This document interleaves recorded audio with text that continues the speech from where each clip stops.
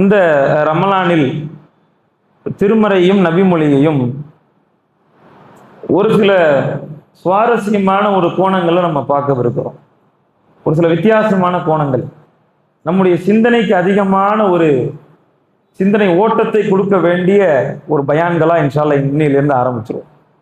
அதனுடைய ஒரு தலைப்பா கூட நம்ம என்ன வச்சோம்னா, முத்தான 30 இறை வசனங்கள், தி கோல்டன் வெர்சஸ். அதாவது திருமறையிலிருந்து ஒட்டுமொத்த வசனங்கள் இருந்து ஒரு 30 நம்ம தேர்ந்தெடுத்து ஒரு நாளைக்கு ஒரு வசனத்தை பேசுவோம். அந்த ஒரு நாளைக்கு அந்த ஒரு வசனத்துல பல விஷயத்தை நம்ம தெரிஞ்சுக்க போறோம் இன்ஷா அல்லாஹ்.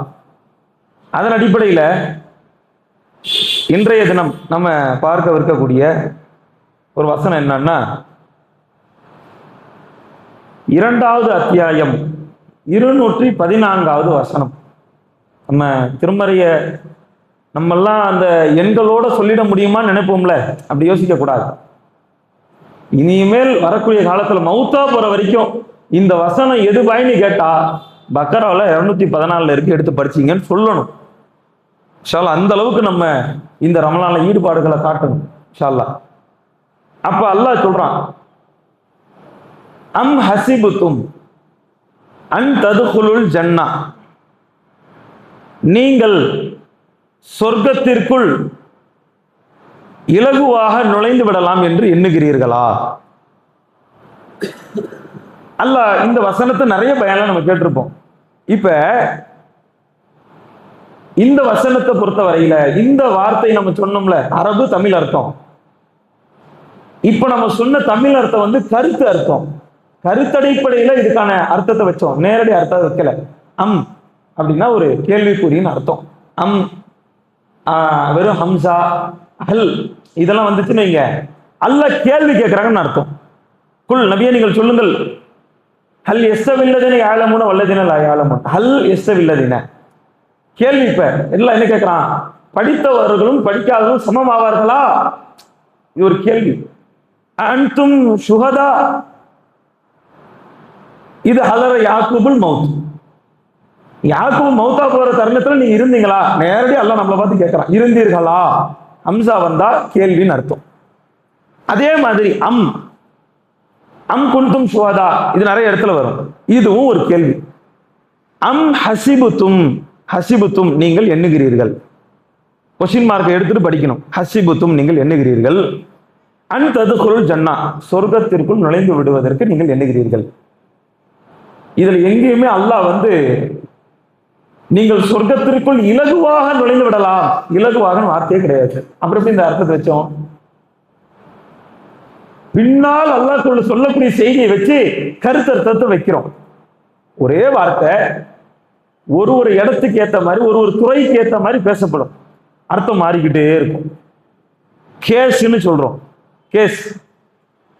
வீட்டுல ஒரு கேஸ் எடுன்னா, ஒரு ஆளை பார்த்து கேஸ் எடுன்னா அந்த ஆளுடைய துறையை பொறுத்து, அந்த ஆளுடைய மொழி வழக்கை பொறுத்து, வீட்டுல இருக்கக்கூடிய இடத்தை பொறுத்து மாறும். ஒரு ஸ்டேஷனுக்கு போய் கேஸ் வந்திருக்குன்னா என்ன அர்த்தம்? என்னங்க அர்த்தம்? ஒரு திருட்டு, ஏதோ ஒரு கொலை ஏதோ நடந்திருக்கு, கேஸ் வந்திருக்கு, கேஸ் ஃபைல் பண்ணுங்க. டாக்டர்கிட்ட போறீங்க, ஒரு கேஸ் வந்திருக்குன்னு என்ன அர்த்தம்? ஒரு லூசு வந்திருக்குன்னு அர்த்தம். ஒரு மனநலம் பாதிக்கப்பட்டு வந்திருக்கிறாரு, ஒரு நோயாளி வந்திருக்கிறாரு, இது அவங்கள பொறுத்த வரைக்கும் அதுதான் கேஸ். வக்கீல்கிட்ட போனா வக்கீல்கிட்ட சொல்றாங்க, ஒரு கேஸை கூட்டு வந்திருக்கேன், வாதாடுவதற்கு ஒரு கேஸை கூட்டு வந்திருக்கிறார். கேஸுங்கிற ஒரு வார்த்தை ஒவ்வொரு துறைக்கு ஏற்ற மாதிரி மாறுதா? அல்லாஹ் திருமறையில ஒரே வார்த்தையை பல அர்த்தங்களுக்கு வேற அர்த்தங்களை பயன்படுத்துவோம். அதை பின்னால் வரக்கூடிய இடத்தை பொறுத்து மாறும். எப்படி கேஸ்னா டாக்டர், போலீஸ் ஸ்டேஷன், இந்த மாதிரி இடங்களை பொறுத்து மாறுமோ, அந்த மாதிரி பின்னால் வரக்கூடிய இடத்தை பொறுத்து இப்ப அர்த்தத்தை மாத்த போறோம். அல்லாஹ் கேட்கிறான், வலம்மா யஅதீக்கும் மஸலுல்லதீன ஹலௌ மின் கப்லிக்கும், உங்களுக்கு முன் சென்றோர் சுவைத்ததை போல், கஷ்டப்பட்டதை போல் கஷ்டப்படாமல் நீங்கள் சொர்க்கம் சென்று விடலாம் என்று எண்ணுகிறீர்களா? இதை சேர்த்து படிக்கணும். அல்லாஹ் அடுத்து சொல்றான், மஸ்ஸத்துஹுமுல் பாஸா வல்லர்ரா வஸுல்ஸிலு ஹத்தா யகூல ரசூலு வல்லதீன மஅஹு, அவர்கள் கஷ்டப்படுத்தப்பட்டார்கள், சோதனைப்படுத்தப்பட்டார்கள். எந்த அளவுக்குன்னா அவர்கள் உழுக்கப்பட்டார்கள். ஹத்தா எப்படிப்பட்ட அளவுக்குன்னா, யகூலு ரசூல், எல்லா சமுதாயத்துக்கு அனுப்பப்பட்ட ஒரு தூதர் சொல்லுவார். அந்த லைவ்ல இருக்க அந்த தூதர் சொல்லுவாரா, வல்லதீன மஅஹு, அவரோடு இருக்க கொண்டவங்க சொல்லுவாங்களாம், மத்தா நஸ்ருல்லா, அல்லாஹ்வுடைய உதவி எப்போ வரும்னு கேட்பாங்க. என்னைக்காச்சும் அல்லாஹ் நம்மள வாழ்க்கையில் அந்த அளவுக்கு விட்டுருக்கானா? என்னைக்காச்சும் நம்ம கேட்டிருக்கோமாங்க, மத்தா நஸ்ருல்லா, அல்லாஹ்வுடைய உதவி எப்போ வரும்னு கேட்டிருக்கோமா? என்னைக்காச்சும் கேட்டிருக்கோமா? அல்லாஹ் அந்த அளவுக்கு விட்டுருக்காங்க நம்மள? இல்ல. நபிமார்கள் கேட்பாங்க. அம்மார் அவர்கள் ஓடி வருகிறார், ரலியல்லாஹு அன்ஹு, அல்லாஹ்வுடைய தூதரை அடி தாங்க முடியல. ஆரம்பத்தில் 5 பேர் ஏத்துக்கிட்டோம், எங்களுடைய எஜமான்கள்லாம் நீங்க ஒண்ணும் பண்ண முடியாது, நல்லா தெரிஞ்சு போச்சு, எங்களை காலையில ஏந்திரிச்சா தண்டனைக்கு அனுப்புவான், இரவு படுக்கைக்கு அனுப்புவாங்க, மறுபடியும் காலையில ஏந்திரிக்கணும், தண்டனை தான். தாங்க முடியல. அல்லாஹ் ஒரு வசனத்தை சொன்னாங்க, இலகுவா சொர்க்கம் போயிடலாம் நினைக்கிறீங்களோ, அல்லாஹ்வுடைய தூதர் ஒரு ஆறுதல் சொல்லுவாங்கன்னு நினைச்சு வந்தாங்க. இந்த வசனத்தை அடிச்சாங்க ரசூலுல்லாஹ், கிளம்புங்க, உங்களுக்கு முன் சென்றவர் எப்படி கஷ்டப்பட்டாங்க தெரியுமா? இந்த வசனத்தை சொல்லிட்டு ரசூலுல்லாஹ் சொன்னாங்க, ஒரு நபி இருப்பார், நம்பிக்கை கொண்டவர் இருப்பார்கள், அனைவருக்கும் ஒரு குழி தோண்டப்படும், கழுத்தளவுக்கு குழி. குழியில இறங்க சொன்னா இறங்குவாங்க. சுடு மணல்ல பாலைவனத்துல குழியை தோண்டி இறங்குடான்னா இறங்குவான். மறுக்கவே மாட்டாங்க. தலை தெரியும் வண்ணம் உடல் மூடப்படும். எப்படி இருக்கும்? பாலைவன மண்ல உங்களை தோண்டி உள்ள இறங்குங்கிறான், இதோட கழுத்தை மூடுறான், எப்படி இருக்கும்? தலையின் மேல் ஒரு ரம்பத்தை எடுத்து வைப்பார்கள், இருமுனையிலும் 2 ஆள்கள் நின்று கொண்டு கேட்பார்கள், இறைவன் அல்லாத இன்னொரு கடவுள் இருக்கான்னு ஏத்துக்கிறியா இல்லையா? இல்லைன்னு சொன்ன உடனே அவருடைய தலை 2 கூறாக அறுக்கப்படும், 2 கூறா போயிடும் தலை. ஆனால் அவருடைய ஈமான் குறையாது, உறுதியாக இருப்பார்கள். அடுத்த நபர்கிட்ட கேட்பாங்க, இந்த அளவுக்கு கஷ்டப்படாம நீங்க சொர்க்கம் போயிடலாம் நினைக்கிறீங்களா, போங்க அப்படிமா. இப்ப இந்த வசனத்தோட கருத்து இதுதான், விளங்கிட்டோம்ல? இப்ப ரசூலுல்லாஹ் சொல்றாங்க, யார் ஒருவர், ரசூலுல்லாஹ் சொல்றதுக்கு முன்னாடி இன்னொன்னு சொல்றேன், ஒருவர் அனைத்து பாவங்களும் மன்னிக்கப்படணும்னா என்ன பண்ணணும்? எல்லா பாவங்களும் மன்னிக்கப்பட்டு பச்சை பாலகன், பிறந்த குழந்தை மாதிரி கணக்கே இல்லாம வெளியில வரணும்னா அதுக்கு என்ன செய்யணும்? ஒரு முஸ்லிம் என்ன இபாதத்து இருக்கு? ஹஜ். ஹஜ் செய்யணும், அப்பதான் எல்லா பாவமும் மன்னிக்கப்படும், அப்படிதானங்க? அல்லது உம்ரா. ஒரு ஹஜ் ஒரு உம்ரா செய்வதற்கு குறைந்தபட்சம் எவ்வளவு ஆகும் செலவு? எவ்வளவு ஜி? 3 லட்சம் ஆயிருமா? குறைந்தபட்சம் 1 லட்சத்து வரைக்கும் இருக்கு, 5 லட்சம் ஆயிருது. லட்சக்கணக்கில் வச்சுக்கீங்க. என்னுடைய ஒட்டுமொத்த பாவமும் மன்னிக்கப்படணும், லட்சக்கணக்கில் செலவு செய்யணும். ஒட்டுமொத்த பாவம் மன்னிக்கப்படணும், லட்சக்கணக்கில் செலவு செய்யணும், அப்படித்தானே? ரசூலுல்லாஹ் சொல்றாங்க, நீங்கள் உறுதியாக நம்பிக்கையோடு பிஸ்மில்லா சொல்லி ஒழு செய்றீங்க, முழுமையா செய்றீங்க, ஒரு இடம் கூட மிஸ் ஆகல, துவா ஓதுறீங்க. ஒழு செஞ்ச உடனே என்ன துவா ஓதணும் சொல்லுங்க? அஷ்ஹது அல்லா இலாஹா இல்லல்லாஹு வ ஷரீக லஹு வ அஷ்ஹது அல்ஹம்துலில்லாஹ். கலிமா சொல்லிட்டோம், எல்லாரும் முஸ்லீம் ஆயிட்டோம், அப்படிதானே? எவர் பூரணமாக ஒழு செய்து துவாவை சொல்லிட்டு பள்ளிக்கு வந்து, ஃபர்லு கிடையாது, காணிக்கை தொழுகை கிடையாது, லுஹா கிடையாது, சுன்னத்து கிடையாது, எதுவுமே கிடையாது, ஏதோ ஒரு தொழுகை, ரமலான்ல உள்ள 2 ரக்காத் தொழுகிறாங்க, இதை எடுத்துங்க, இந்த தொழுகையில நிற்கிறோம். இந்த 2 ரக்காத் தொழுகையை எவர், 2 ரக்காத் தொழுகையை எவர் அல்லாஹ்வை புகழ வேண்டிய விதத்தில் புகழ்ந்து, தொழுகையில் எங்க புகழ்றோம்?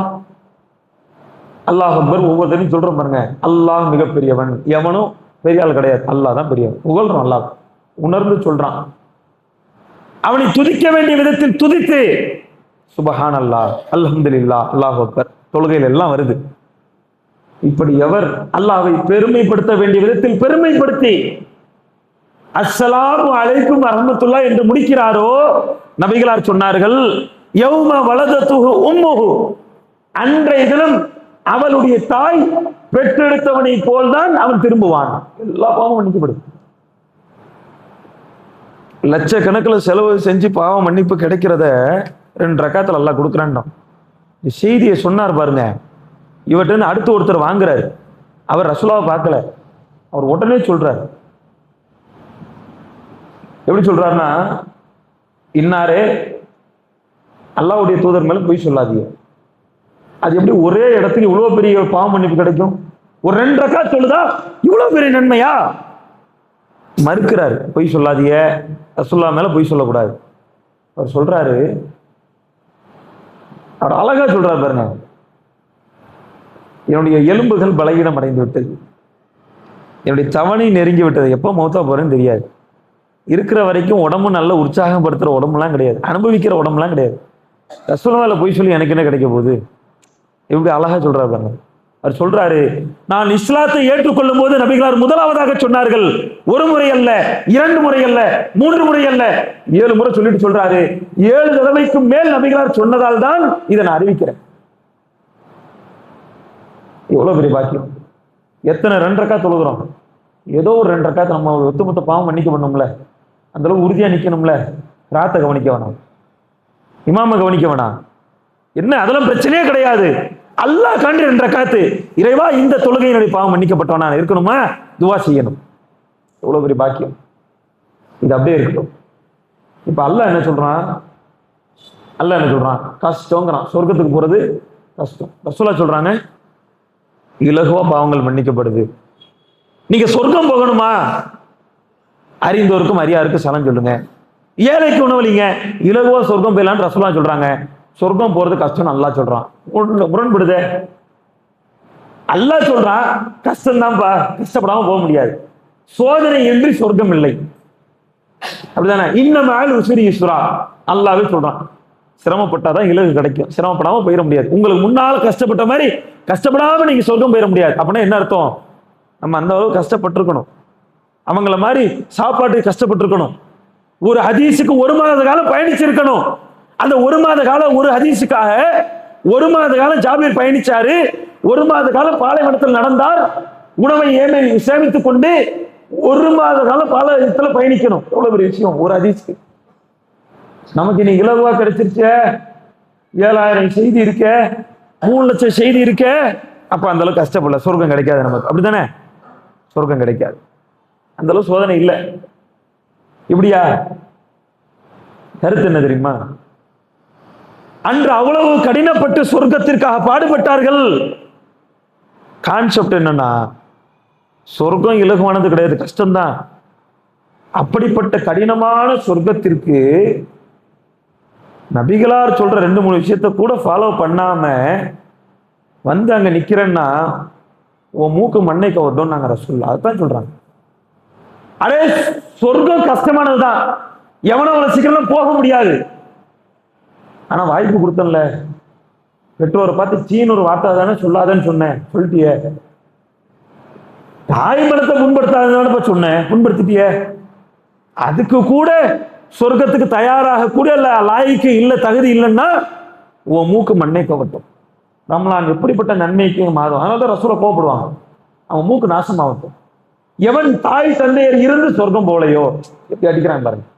சொர்க்கம்னா தாய் தந்தையர் இருந்தா சொர்க்கம் போயிடலாமே, அவ்வளவு கஷ்டமான சொர்க்கத்துக்கு நான் இலகுவான வாய்ப்பை சொல்லி போலையே, நாசமா போட்டோம். மெம்பர் பையில ஏறும்போது ரசூலுல்லாஹ் மூக்கு மண்ணை கவட்டும், மூக்கு மண்ணை கவட்டும், மூக்கு மண்ணை கவட்டும். எவன் முதுமை அடைந்த தாய் தந்தையர் இருந்தும் சொர்க்கம் போலையோ, நாசமா போகும். எவன் ரமலானை அடைந்தும் சொர்க்கம் போகலையோ, நாசமா போகும். இதுதான் கான்செப்ட். இதை நம்ம விளங்கிக்கணும். இன்னைக்கு எந்த வசனத்தை பார்த்து சொல்லுங்க, நம்பர் சொல்லுங்க. எதுல 214? பக்கராவில். பக்கரா 7வது அத்தியாயமா 8வது அத்தியாயமா? 2வது அத்தியாயம், 2வது அத்தியாயம் 216. மனதில் ஆளை பதிவு வச்சுக்கோங்க. சில நேரத்தில் நிராசை அடையிற. ஏன் இந்த கான்செப்ட் எடுத்தோம்னா, வயதானவர்கள், முதுமை அடைந்தவர்கள், வீட்டில் படுத்த படுக்கையா இருப்பாங்க, ஆரம்பத்துல இருந்து சிற்கில் இருந்தவங்க, ஆரம்பத்துல நிறைய தப்பு செஞ்சிருப்போம். நம்ம இன்னைக்கு நம்ம லைஃப் ஸ்டைல் ஒன்று மாறிடுச்ச உடனே நம்ம என்ன பண்றோம், அந்த அளவுக்குலாம் நம்ம எங்க எஃபோர்ட் போட்டு நம்ம எங்க சொர்க்கத்துக்கு நம்மலாம் துவா கேட்டா அல்லாஹ் ஏத்துக்க போறானா? வாழ்க்கையை இப்படி மாறிட்டு குடிச்சிட்டேன் பாய், அப்புறம் எப்படி போய் சொர்க்கம் கிடைக்கும்? நம்மளே ஃபிட் பண்ணிட்டோம். சிகரெட் அடிச்சிட்டேன் பாய், ஸ்கூல் படிக்கும்போது ஹான்ஸ் போட்டேன், கூலிக்கு வச்சுட்டேன், எப்படி சொர்க்கம் கிடைக்கும்? அல்லாஹ் அழைக்கின்றான். அடே வரம்பு மீறி பாவம் செய்த என் அடியார்களே, அல்லாஹ் எப்படி கூப்பிடுறான் பாருங்க. வரம்பு மீறி பாவம் செய்த என்னுடைய அடியார்களே, தௌபா தேடு, நான் மன்னிக்கிறேன்ப்பா. அல்லாஹ் அப்படிப்பட்ட மனசு கொண்டவன். நிராசை அடையவே கூடாது. இந்த ரமலானுடைய முதல் நாளே நான் நாசமாக்கிட்டேன் அப்படிலாம் நினைக்க கூடாது. அடுத்து அடுத்து அடுத்து வாய்ப்புகள் நிறைய இருக்கு. 59 வருடம் தாயத்து கட்டுறாப்புல, சாகிறதுக்கு மரணிக்கிறதுக்கு 3 நிமிஷத்துக்கு முன்னாடி லாயிலால உறுதியா இருக்காரு, சொர்க்கம் போ. எப்படி ஏத்துக்கணும்? 59 வருஷம் ஷிர்க் இல்லாம வாழ்ந்தவர் சாகிறதுக்கு 1 மணி நேரத்துக்கு முன்னாடி, 1 நிமிஷத்துக்கு முன்னாடி தாயத்தை கட்டிட்டாரு. அது மட்டும் ஏத்துக்கிறோம்ல நரகம்னு. அப்ப இதையும் ஏத்துக்கணும். அல்லாஹ் சொர்க்கத்தை கொடுப்பான். அந்த நம்பிக்கையோடு வீட்டில் உள்ள முதியவர்கள் தொழுது என்ன பண்ண போறான்? அல்லாஹ் என்ன மன்னிச்சிருவானா? அல்லாஹ் என்ன இழிச்ச வாயினா? இத்தனை நாள் தப்பு செஞ்சுட்டேன், இந்த பேச்சுக்கு இடம் கிடையாது. அல்லாஹ்வுடைய தூதர், அவருடைய சஹாபாக்கள் யோசிச்சு பார்த்து, நரகத்துடைய விளிம்புல இருந்தவங்க, மதுவில் திளைத்தவர்கள், விபச்சாரத்தில் மூழ்கியவர்கள், ஷிர்கில் ஒரு நாளைக்கு ஒரு சிலை, வருடத்தில் 365 சிலைகளை வைத்து வழிபட்டவர்கள், அவர்கள் இன்னைக்கு யாரு? அபூபக்கர்னு சொன்னா ரலியல்லாஹு அன்ஹுன்றோமே, உமர்னு சொன்னா ரலியல்லாஹு அன்ஹுன்னு சொல்றோமே, காலிதுன்னு சொன்ன உமர் ரலியல்லாஹு அன்ஹு, காலிதுன்னா ரலியல்லாஹு வருதே. காலிது முதல் போர்க்களத்தில் நபிகளாருக்கு எதிரி, அடுத்த போர்க்களத்துல அல்லாஹ்வுடைய தூதருக்கு தோழர். அல்லாஹ்வுடைய தூதர், உங்க மேல எவன் கை வைப்பா? நான் பார்க்கிறேன். எப்படிப்பட்ட மாற்றம்! நிராசை அடைஞ்சு போயிட்டாங்களா? நரகத்துடைய விளிம்புல இருந்தோம், இன்னைக்கு அல்லாஹ் நம்மளை பொருந்திக்கிட்டான். அதுபோல் ஒவ்வொருவரும் நபிமார்களோடு இருக்கலாம். அந்த மாதிரி யோசிக்கணும். நான் யாரோட இருக்கலாம் தெரியுமா? நான் அனாதையை பேணினால், நபிகளார் சொன்னாங்க, அனாதையை பேணினால் சொர்க்கத்தில் இவ்வாறு இருக்கலாம். ஒரு அனாதையை நான் பேணணுமா இல்லையா? இந்த நம்பிக்கையோடு அந்த துவா செய்யுங்க. அல்லாஹ் நமக்கு அருள் செய்வான். இந்த தொழுகைகளுக்கு, இந்த நோன்புகளுக்கு அல்லாஹ்விடத்தில் நிராசை அடையாமல் துவா செய்து மறுமையில் வெற்றி பெறுகின்ற மக்களாக, சொர்க்கத்தை இலகுவாக, கடினமான சொர்க்கத்தை இலகுவாக பெறக்கூடிய ஒரு வாய்ப்பினை அல்லாஹ் உங்களுக்கும் உங்கள் குடும்பத்தாருக்கும் எனக்கும் என் குடும்பத்தாருக்கும் தந்தல் புரிவானாக. நிறைவு செய்து கொள்கின்றேன். அஸ்ஸலாமு அலைக்கும்.